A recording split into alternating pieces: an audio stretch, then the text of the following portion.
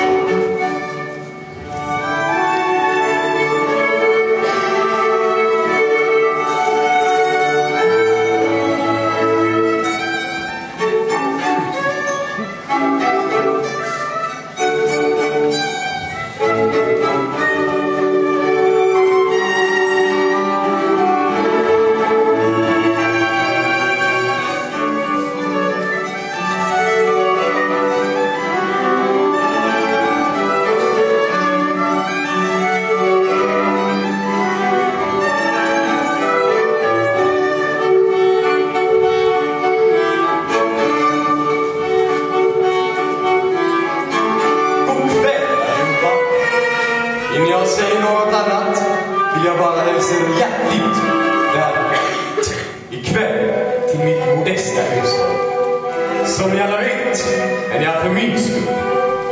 Jag har ställt upp som kandidat till borgmästarvalet igen. Och jag vet att ni alla kommer ge mig ett fulla stöd. Jag har nu varit borgmästare i 4 korta år. Jag känner mig mogen, frisk och vital. Så jag orkar nog 4 korta. Seden kräver ska jag ge en massa löften som jag sedan kan bryta.